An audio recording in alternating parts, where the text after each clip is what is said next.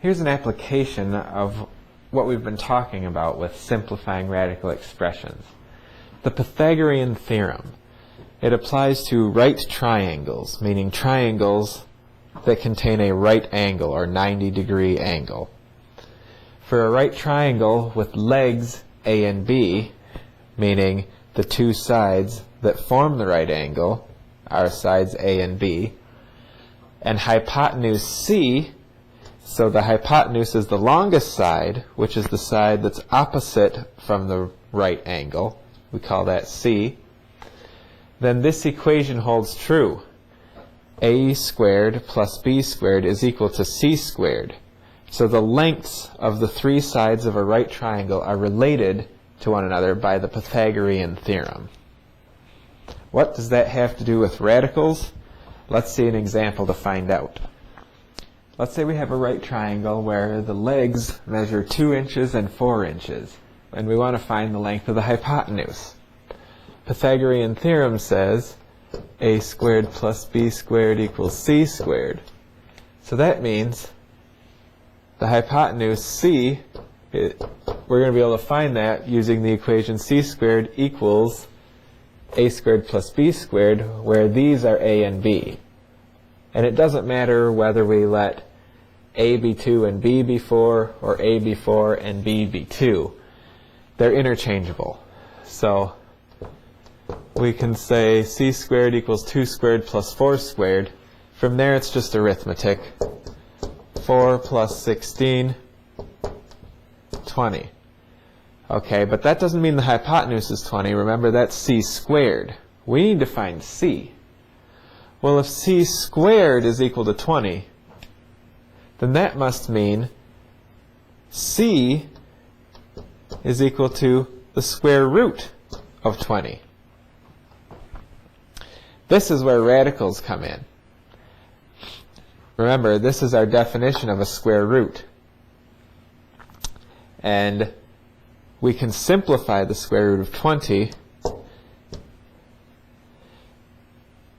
if we write it in prime factorization. It is 2 squared times 5. The square root of that 2 squared is just 2.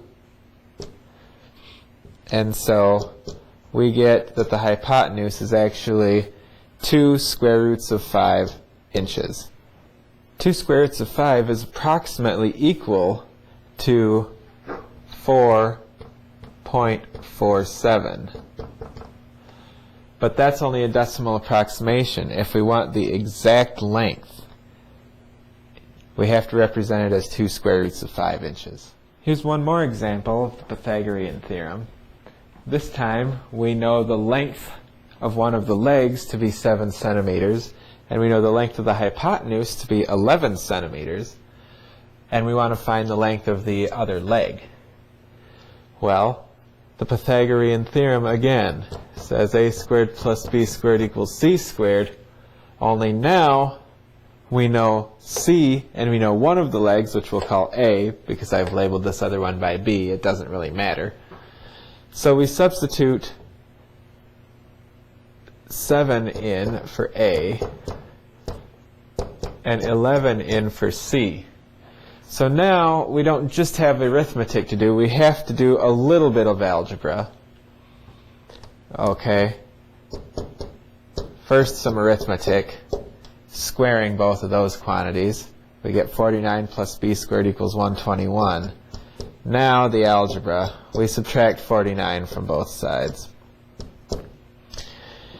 And we get b squared equals 72. So then if b squared equals 72, b must be the square root of 72. Well, how does 72 factor? 72 factors as 2 to the third power times 3 to the second power. Okay?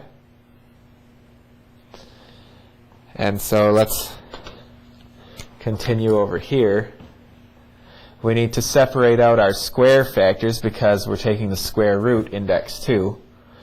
So both of our exponents are 2 or more, so we'll be able to take something out of each. The greatest power of 2 less than or equal to 3, or less than or equal to 2 to the third, is 2 squared. We have 1 2 left over. For 3 squared, the largest exponent, that's a power of 2 less than or equal to 2, of course, is 2, with no 3's left over. And so taking the square root of 2 squared and 3 squared, we get 2 times 3. This 2 gets left in the radical. And so we get that b is equal to 6 square roots of 2 centimeters. If you want an approximation, that is approximately 8.49 centimeters. But this is the exact answer.